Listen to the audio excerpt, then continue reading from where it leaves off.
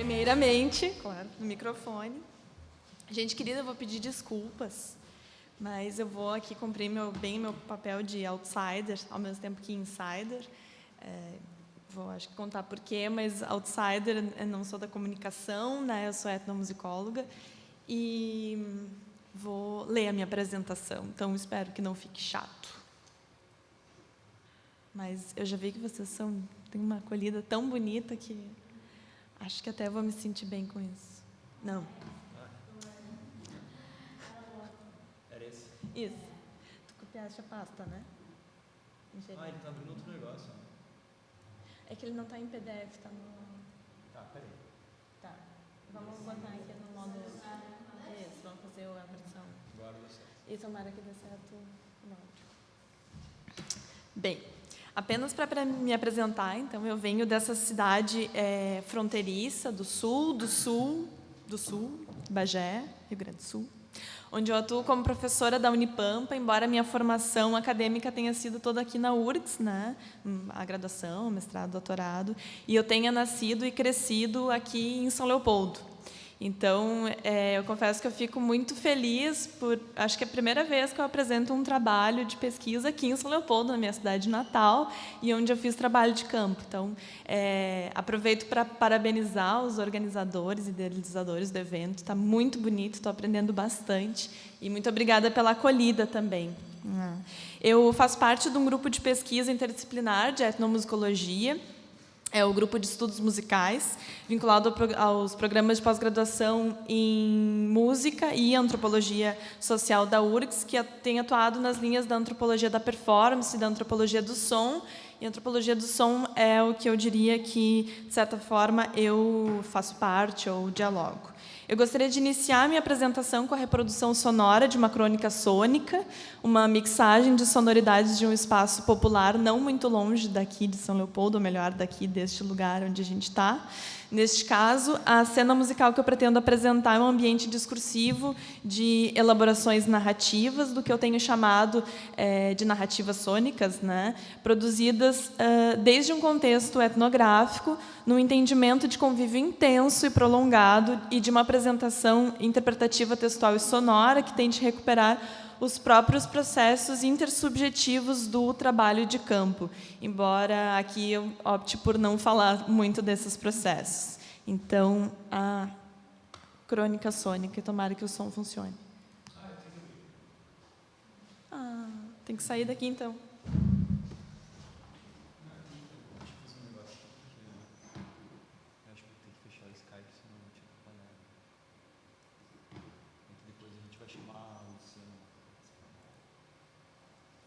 Igual eu tenho que achar, ele não identificou. Vou ter que... Obrigada.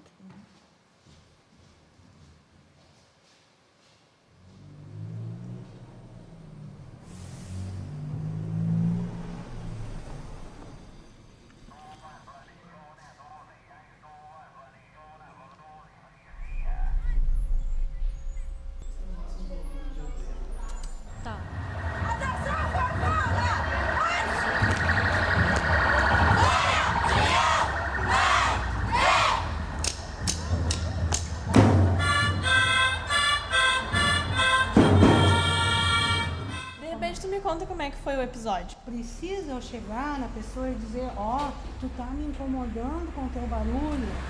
Faz tempo que eu tô escutando só as músicas que tu quer. Agora é uma igreja que recebe Jesus com júbilo, que recebe Jesus com alegria. Se você recebe Jesus com alegria, faça uma oração, faça barulho e glorifique, exalta e magnifica. Chegou a imperatriz, fugindo alto, apaixonando a cidade, remelhando a comunidade.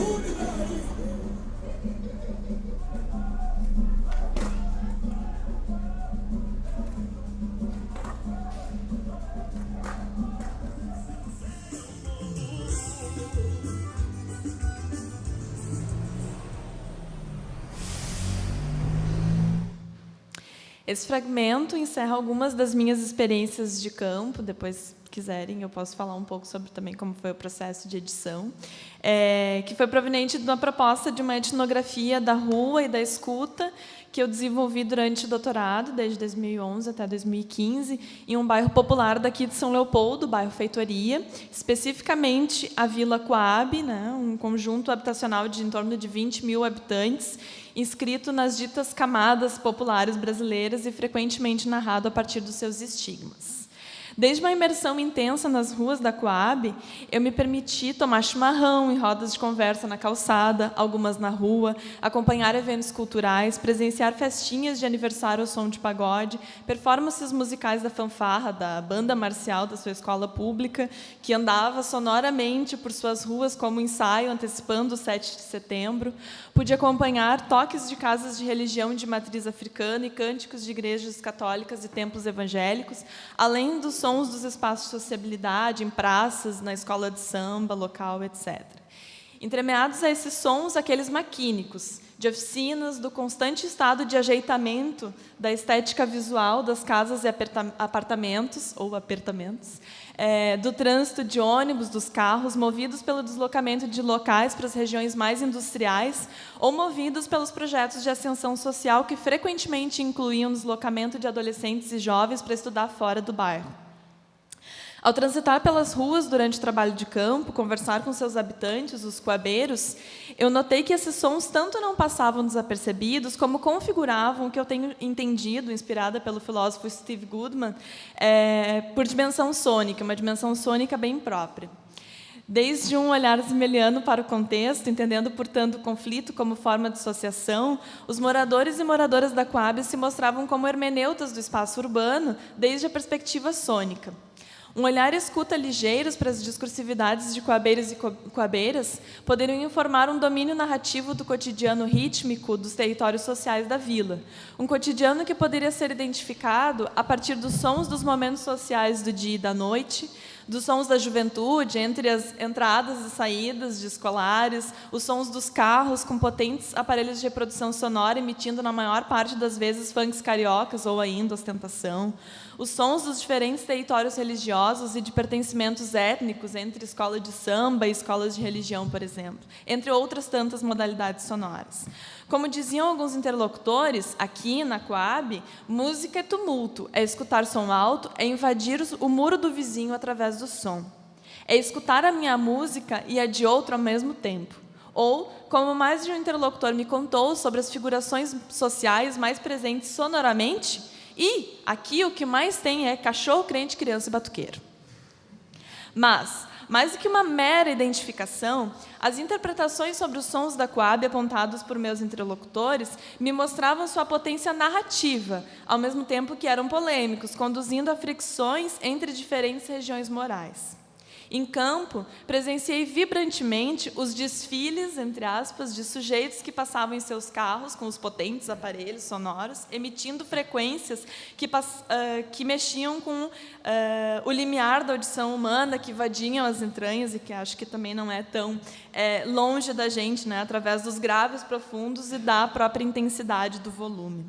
Essas frequências eram interpretadas como ameaças a algumas modalidades familiares para alguns moradores, supostamente indutoras de moralidades narradas como promíscuas, de acordo com seus relatos. Ao mesmo tempo, lançava-se certo ar territorialista, pois essas sonoridades eram interpretadas como de gente de fora do bairro e, aliadas ao perfil masculino, juvenil, poderia, então, oferecer, supostamente oferecer, vicissitudes ao espaço. O perigo ao ter gente de fora era grande para alguns coabeiros. Afinal, a discursividade do coabeiro não rouba de coabeiro tinha parte na tessitura narrativa de uma vila que frequentemente é contada por seus estigmas de bairro pobre, violento, do crime, etc.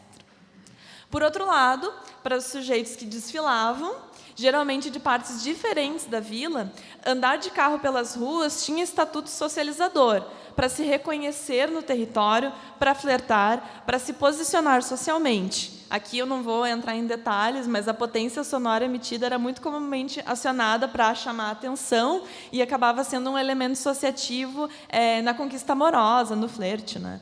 Por outro lado, a potência e a frequência poderiam ser entendidas também como ferramentas subversivas, pois marcavam a demanda de espaços de sociabilidade para os jovens dentro da arquitetura urbana contemporânea. De certa forma, parece fazer parte do lugar certa dinamização das experiências urbanas através das hierarquias sonoras da vila. Esses sons da gurizada, de gente de fora, a esses sons vem atribuindo-se um estatuto perigoso e acabam mexendo com a escala de perturbação de outras sonoridades, do que até pouco tempo atrás era associado com uma marca étnica. Por exemplo, a relação entre o pertencimento afrodescendente através da escola de samba, cujos sons eram historicamente entendidos por alguns moradores como perturbadores. Mais recentemente, no entanto, se comparado aos sons juvenis, dos carros que desfilam pelas ruas da Coab, alguns moradores até preferem a escola de samba. Contudo, na contemporaneidade, a discursividade do preferir a escola de samba, preferir os sons da escola de samba, não pode estar desvinculada das linhas de força que têm reforçado certo paradigma da diversidade cultural, incluindo a musical, em contexto meso e macrosociais. Ora, desde as mobilizações de personagens e instituições, principalmente nos últimos 15 anos, que têm enfatizado a demanda de incorporar a diversidade cultural como representação nacional, o bairro Feitoria, especialmente a Coab, também tem sido espaço, de certa forma, escolhido, um terreno fértil, vamos dizer assim, principalmente no âmbito da administração popular até 2013, para reforçar uma suposta pluralidade. No trabalho de campo, eu mesma presenciei essa construção da diversidade em várias esferas. Em eventos, realçando práticas culturais juvenis na própria Coab, como que uma busca por certa valorização da estética popular urbana, e em eventos da cidade, como a São Leopoldo Fest, que muitos de vocês devem estar familiarizados, que é um evento que propõe reforçar a imagem do suposto berço da imigração alemã, né? E mesmo num evento como esse, eu vi a emergência de uma proposta de valorizar as culturas locais, com a participação de grupos, bandas de música de bairros periféricos na cidade. O paradigma da diversidade cultural, e é importante, eu reconheço, né, embora tenha oferecido avanços significativos nas esferas das políticas culturais, também precisa ser pensado em torno dos escamoteamentos de conflitos por eles mobilizados, né? Os conflitos que também acabam se invisibilizando com essa política, vamos dizer, essa corrente de diversidade cultural, ou em prol de uma diversidade cultural. Eu percebi melhor isso a partir do convívio intenso com um grupo de rap, que era justamente parte de uma rede familiar e de compadrio envolvido na própria pesquisa, que era relacionado à escola de samba local, à fanfarra da escola estadual e alguns dos territórios religiosos. O grupo, tal grupo, o Mesclã, era formado e é formado por rappers metalúrgicos, moradores e ex-moradores da Coab, e eles me pareciam testar uma discursividade recorrente entre os moradores da vila, que atribuía à contemporaneidade um momento melhor, menos violento e mais pacífico.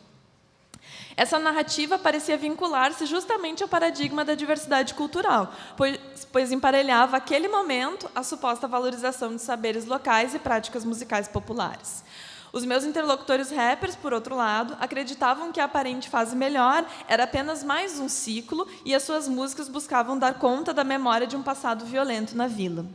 Enquanto isso, num primeiro momento, suas produções musicais lançavam mão de efeitos sonoros que dramatizavam os afetos do tráfico de drogas e do perigo de morar na vila, expondo conflitos com algumas figurações sociais, como com a polícia, territorializando para o contexto local, mas encontrando na imagem da favela metonímia, como já nos dizia Alba Zaluar, para falar sobre essa dramatização, como no caso de Das Vilas e Revira. Então, aqui acho que não vai funcionar direto, né?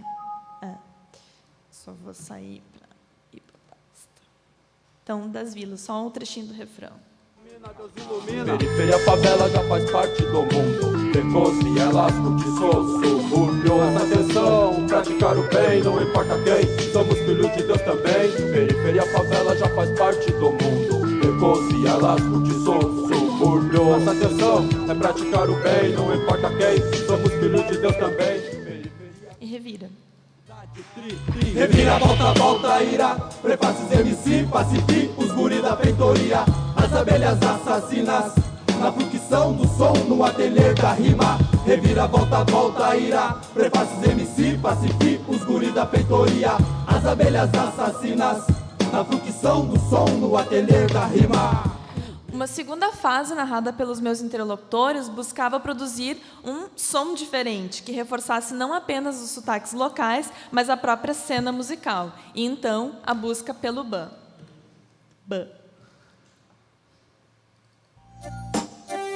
Guerreiro curte rap até amanhã de manhã. No frio me aconchego no meu ponche de lã. E o mate é amargo com aroma de hortelã. Guerreiro curte rap até amanhã de manhã. No frio me aconchego do meu ponche de lã. E o mate é amargo com aroma de hortelã. Conforme meus interlocutores, o ban daria conta não apenas do marco regional, com as imagens do frio, do chimarrão, etc., mas aproximaria sua produção musical do contexto local, atribuindo a interjeição ban, algo que eles narravam, isso aí é de Sapucaia para cá, Sapucaia é uma cidade aqui pertinho, né? Então, algo só de Sapucaia para cá, embora ban seja do porto-alegrense, do gaúcho, ban é só de Sapucaia para cá, e que daria conta dos estatutos da tragédia. Ban, tu viu matar o cara, ban, tu viu o acidente. O Mesclã me motivou a pensar seus raps e as suas próprias interpretações dos sons pelos moradores e moradoras da Coab como narrativas sônicas, porque se constituíam na busca por um testemunho sonoro que dê conta das suas figurações sociais, dos estatutos a ela atribuídos, dos seus conflitos e em relação às estruturas meso- e macrosociais, e da necessidade de produzir rimas que possam prepará-los para novos ciclos, para os momentos novamente difíceis. Como eu já estou vendo que está acontecendo esse ano, né? Falando com o pessoal que mora na Coab, eles falam, né? Tu viu? Não adianta nada, era tudo ciclo. Estava melhor até ano retrasado, agora já está difícil, agora a gente já tem medo de sair de casa de noite de novo, né? Para eles são ciclos. Que é uma coisa que também estou vendo pós-escrita da tese, né? Em suma, não é por acaso que emergem os seus raps, que lançam mão de efeitos sônicos para narrarem seu espaço urbano e essa trajetória musical. Eles justamente são, ou foram, esses rappers, moradores da Coab. E, como eu venho tentando apontar, também hermeneutas, né? Carregando na sua experiência urbana a própria dimensão sônica coabeira, as suas formas de viver em camada popular, que é interpretativa e narrativa. O Mesclã, ao menos em certa medida, performatiza, no sentido de performance que transforma, né, de performatividade, um etos sônico coabeiro e a necessidade de dar conta de seus territórios sociais, das suas linhas de força e, precisamente, de narrar sonoramente o espaço urbano. Pensando nessa polifonia, talvez heterofonia narrativa da cena musical coabeira, eu acredito que é possível entender as interpretações desses habitantes sobre os sons, não apenas como elementos para contar sobre o seu cotidiano, os seus conflitos, os seus territórios, mas para dinamizá-lo. Nesse caso, eu me coaduno ao que já tem sido falado nesse simpósio, né? Aquele entendimento de que sons e música não são apenas reflexo da cultura, que, quer dizer, né, vários têm falado sobre isso, mas como, nesse caso, entidades capazes de afetar territórios sociais urbanos. Aqui, evidentemente, eu proponho o etos sônico coabeiro, esse jeito de viver um espaço popular urbano através dos seus sons, desde uma perspectiva etnográfica, mas que também pode ser interessante para os recentes estudos do som, né, os Sound Studies, porque para o coabeiro, seja cachorro, crente, criança ou batuqueiro, ou seja em alto volume, nos espaços de sociabilidade, nas situações de passagem, os sons devem mover, devem reverberar e dizem respeito ao seu cotidiano. Talvez pensar em um etos sônico possa até ajudar a pensar as práticas musicais múltiplas de espaços urbanos que não necessariamente giram unicamente em torno da lógica dos gêneros sociais, dos gêneros musicais. Ou esta apresentação seja uma mera reverberação coabeira, afinal, esta que vos fala nasceu e cresceu na Coab. E ainda, por fim, talvez o etos sônico coabeiro nos ajuda a refletir, né, sobre, vamos dizer assim, o pop periférico que tu propões, né, Simone, e pensar que talvez seja uma questão acadêmica de classe social, né? Mas isso pode ser coisa para outro simpósio. Muito obrigada.